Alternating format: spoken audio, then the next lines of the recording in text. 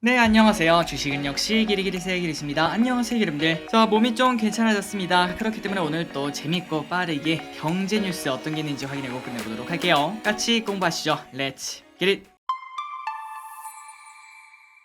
첫 번째 뉴스입니다. 햄버거 집에서 콜라 사이다 사라지나 탄산대란의 음료업계 긴장. 이른바 탄산대란으로 불리는 탄산 부족 문제가 식음료 업계도 현재 영향을 슬슬 주고 있다고 합니다. 만약에 공급 부족이 계속될 경우에는 내달부터 탄산을 사용하는 음료 생산에도 차질을 빚을 것으로 예상이 된다고 한데요. 23일 탄산을 생산하는 기업들의 모임인 대한탄산공업협동조합은 최근 정유사의 공장 가동 중단으로 생산이 급감하면서 월 평균 대비 50%밖에 만들지 못하고 있다고 합니다. 그러다 보니까 대형 음료 업체들도 탄산 수급 상황을 지켜보면서 대응책 마련에 고심 중이라고 한데요. 국내 코카콜라를 생산하는 LG생명 같은 경우에는 음료 생산은 정상적으로 이루어지고 있지만 혹시나 장기화될 경우에는 그 영향이 당연히 있을 수 있다며 탄산 수급 문제로 인한 피해가 최소화될 수 있도록 협력사와 긴밀히 협조할 계획이라고 밝혔다고 합니다. 자, 그러니까 별개다 쇼티지가 나는 걸 확인할 수 있습니다. 우리가 최근 들어 이런 뉴스를 확인할 수 있었죠. 햄버거 프랜차이즈, 그러니까 버거킹, 맥도날드, 롯데리아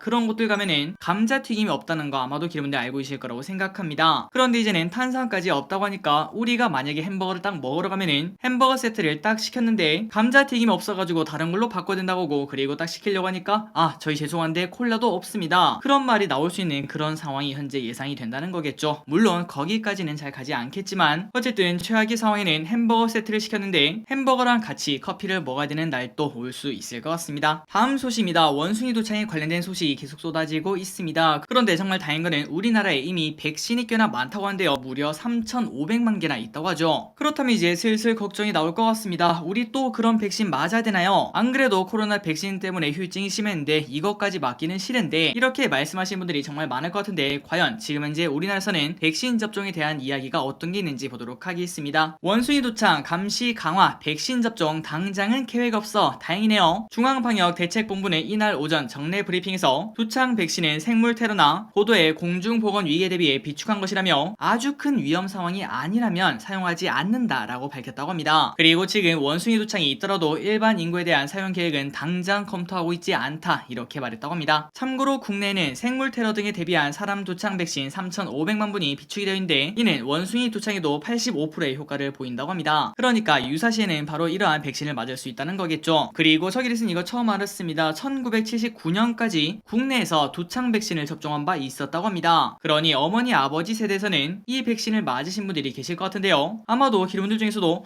잠깐만 나 맞았던 것 같아, 이런 생각하고 계실 거라고 생각합니다. 자, 그렇다면 과연 그분들에게 면역력이 남아있을까요? 이렇게 물은 질문에서는 도창에 대한 면역력이 어느 정도 있을 수는 있겠지만 정확한 평가는 조금은 하기 어렵다고 합니다. 시간이 좀 많이 지나긴 했죠. 그래서 지금까지는 일단 우리나라에서는 원숭이 도창에 걸린 사람은 없다고 하고, 그리고 백신 접종 계획도 당장은 없다고 합니다.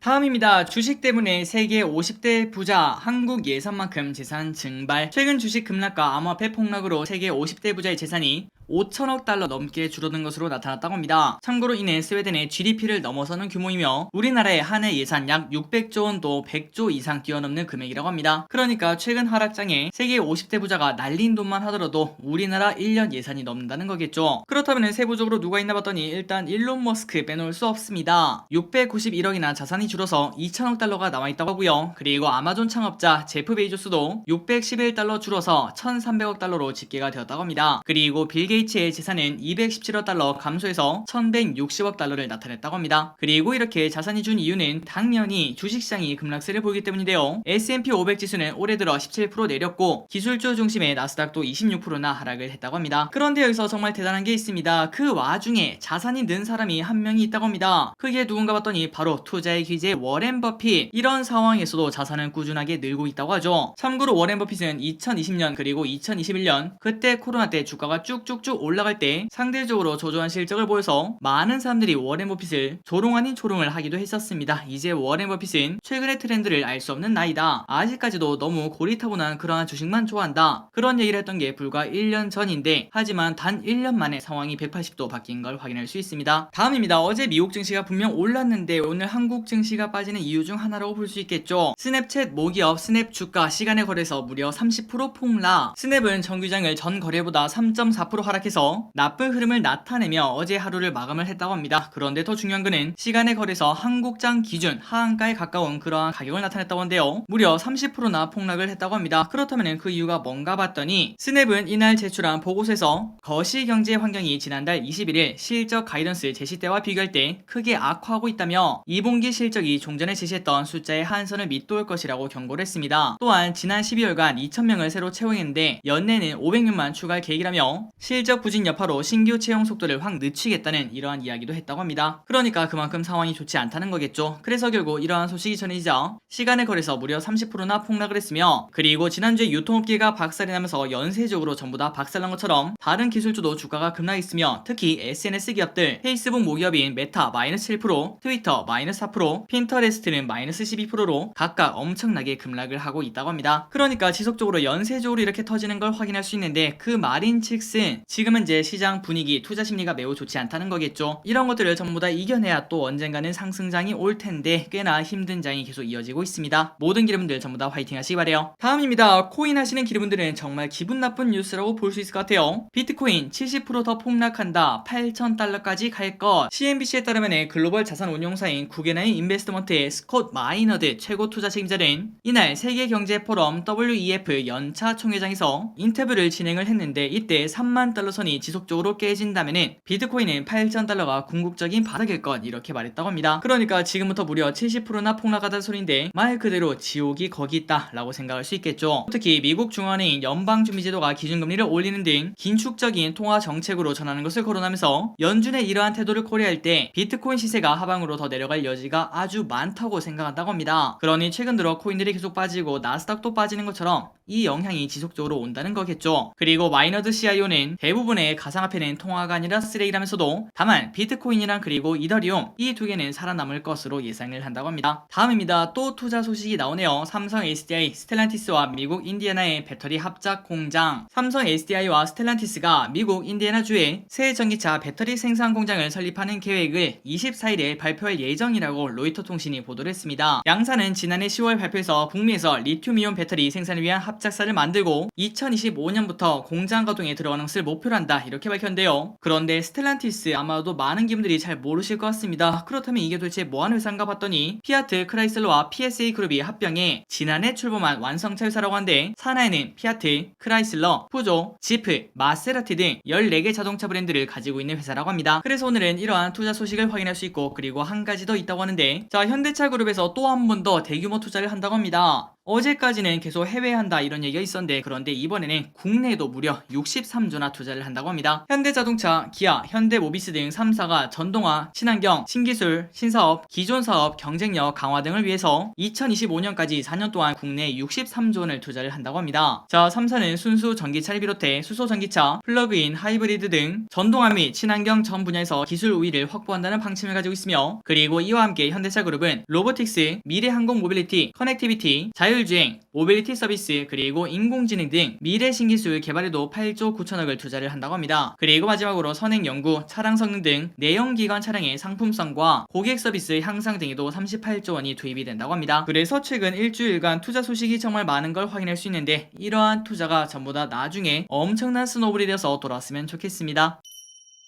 다음입니다. 미국의 중간 선거가 얼마 남지 않았습니다. 그러다 보니까 지금 현재 바이든은 조금 마음이 급할 것 같은데요. 증시를 원래대로 끌어올리는 거 여기까지는 잘 모르겠지만 일단은 유가를 비롯한 인플레를 조금 잡을 필요는 있어 보입니다. 그러다 보니까 백악관이 비상선언까지 검토하고 있다고 하는데 한번 관련 뉴스 보도록 할게요. 백악관 치솟는 유가의 비상선언 검토 중. 조 바이든 대통령이 치솟는 유가에 대비해서 디젤 비축률을 방출하는 방안을 놓고 백악관이 비상선언을 검토 중이라고 CNN이 보도했습니다. 현 디젤 재고 감소와 가격 급등 문제를 해결하기 위함이라고 볼 수 있는데요. 조금 더 정확하게 보자면 최근 북미 지역 정제 공장 다수가 문을 닫은 데다가 코로나19로 급감했던 항공 여행 수요가 회복되었고, 우크라이나 사태 등으로 디젤 가격이 치솟고 있다고 합니다. 이러한 이유들 때문에 우리나라에서도 이제 휘발유보다 디젤이 더 비싼 기현상이 나타나고 있죠. 그래서 겨울 폭풍에 대비하기 위한 북동부 가정 난방용 비축유에서 디젤을 방출하는 방안을 현재 살펴보고 있다고 하는데, 그러나 그렇게 양이 많지는 않기 때문에 해결책이 되기는 어려울 전망이라고 합니다. 살짝 잠잠하기는 만들 만들 수 있겠지만요. 그래서 결국은 불난 데다가 분무기를 뿌리는 정도밖에 되지 않기 때문에 근본적인 문제를 해결하지 못할 것이라며 추가적인 방안이 조금은 필요하지 않겠나. 그 중에 가장 효과적인 게 바로 오펙을 압박하는 건데 그게 과연 가능할지는 잘 모르겠네요. 어쨌든 바이든 입장에서는 일단 유가는 조금 잠잠하게 최소한 $100 아래로는 떨어뜨려야 되지 않을까 이런 생각을 해볼 수 있습니다. 다음입니다. 노마스크 시향 시작하자 향수 매출 날았다. 최근 들어 향수가 진짜 잘 팔린다고 하네요. 지난 4월 25일부터 매장에서 마스크를 벗고 향수 시향이 가능해지면서 향수 매출이 크게 증가했습니다. 실내에서 마스크 의무 착용이 해제되고 외출이 늘어남에 따라 향수를 찾는 소비자가 늘고 있다는 거겠죠. 롯데백화점은 4월 25일부터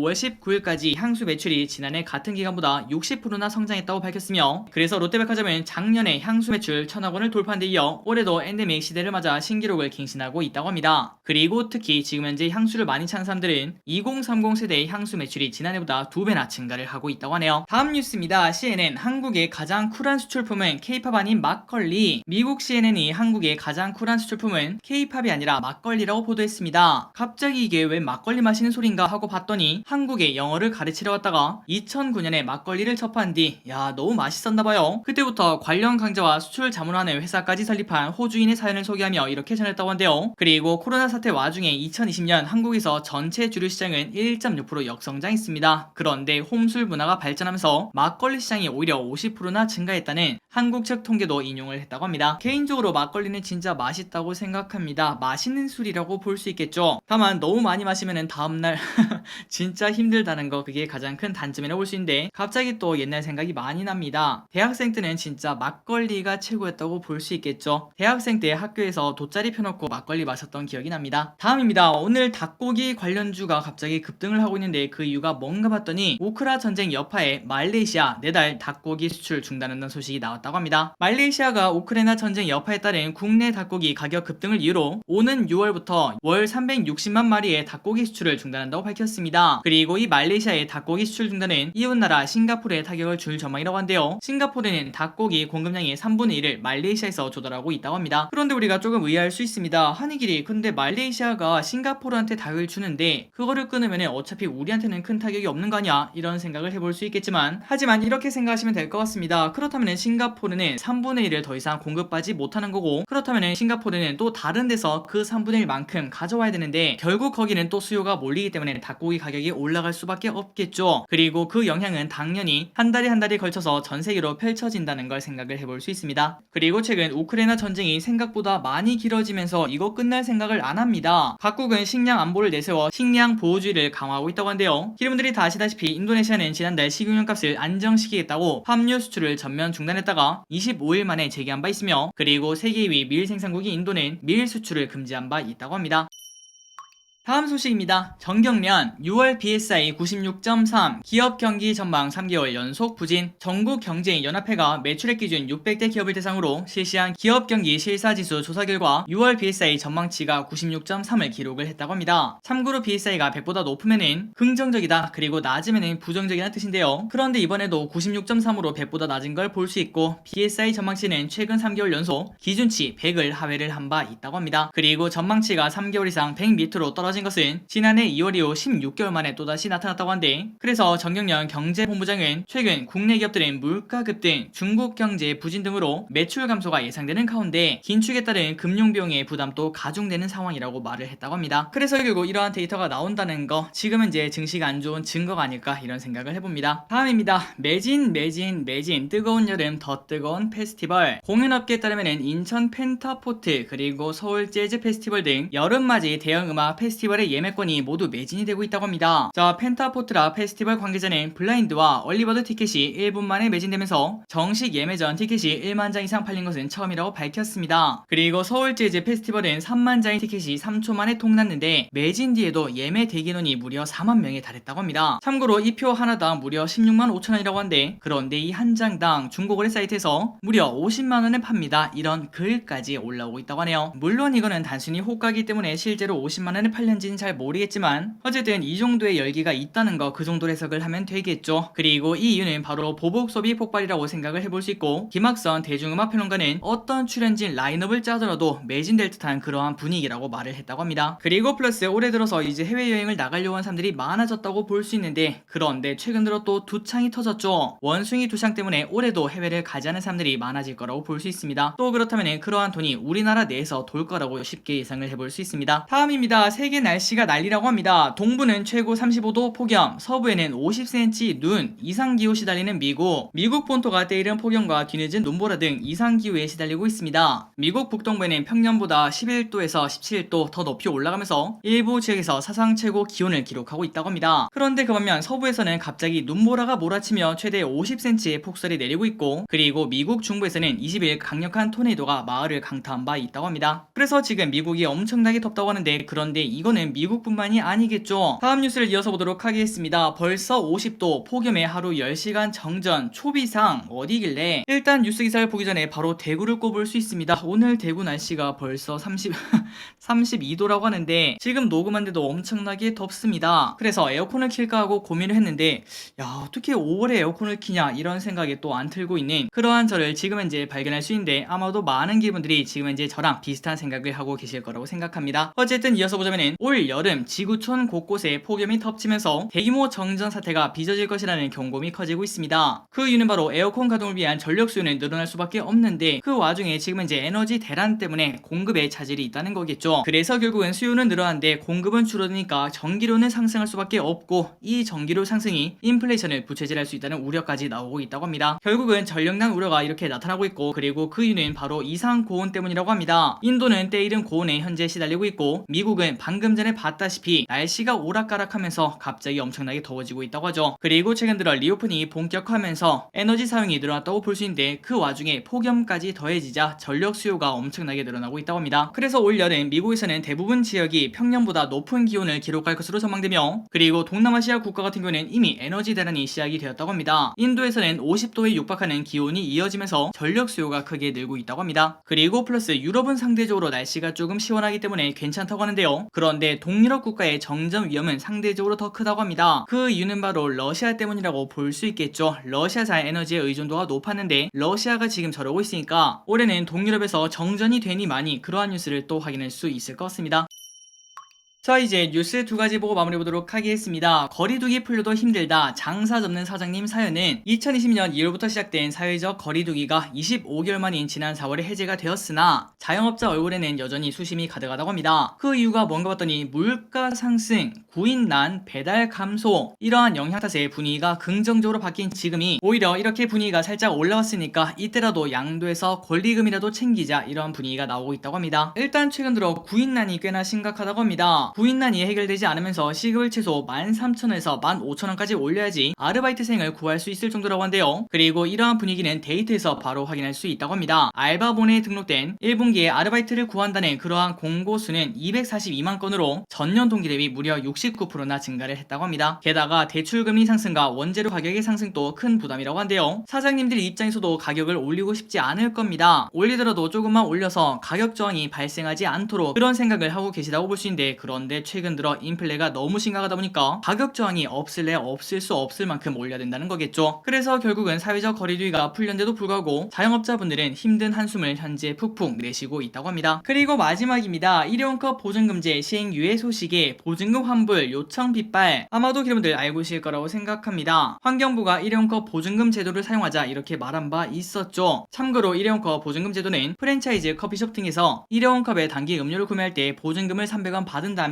그 컵을 반납하면 다시 300원을 주는 제도를 말을 합니다. 그러니까 취지 자체는 매우 환경적이라서 괜찮다고 볼 수 있겠지만, 하지만 여기에는 점주들의 부담이 엄청나게 들어간다고 한데, 일단 보증금 반환 여부를 확인하기 위해서 라벨 구입과 부착, 그리고 컵 수거랑 보관도 해야 되고 300원을 또다시 돌려줘야 되는 그런 업무와 그리고 비용을 점주가 전부 다 부담을 해야 된다고 합니다. 그런데 중요한 거는 프랜차이즈 구조상 소상공인의 경우가 많다는 것이라서 부담이 확실히 느껴질 수밖에 없고, 그렇다 보니까 코로나19가 끝나면서 회복을 꿈꾸는 소상공인 소상공인들에게 부담스러운 정책이라는 의견이 대두되며 시행이 유행이 되었다고 합니다. 그런데 이게 또 문제가 있습니다. 환경부가 이렇게 한다고 했으니까 어쨌든 해야 되겠지라고 생각하며 미리 라벨을 주문했던 가맹점주가 진짜 많을 것 같은데요. 그런데 이 사람들은 아니 한다고 했으면 해야지 이렇게 말하면서 불만이 지금 현재 많은 상태며, 그리고 미리 라벨을 주문했던 사람들은 환불 요청까지 현재 하고 있다고 합니다. 그리고 한편 환경부는 제도 시행 시점만 미룬 것인지 그리고 제도를 손볼 것인지 여기에 대해서는 미정이기 때문에 안 그래도 힘든데 자영업자분들은 계속 신경 써야 되는 일이 생겼다고 볼 수 있겠죠. 어쨌든 취지도 좋고 그리고 시간이 지나면은 당연히 이런 것들이 보편화된다고 볼 수 있겠지만, 하지만 이러한 제도에는 일관성과 그 다음에 확실성 그런 것들이 조금 존재를 해야 되지 않나 이런 생각해 볼 수 있습니다. 자, 오늘의 경제뉴스 여기까지 끝났습니다. 항상 이렇게 같이 공부하신 기름분들 진심으로 감사합니다. 그리고 당연히 성공하실 거예요. 지금까지 기리셨습니다. 빠이요.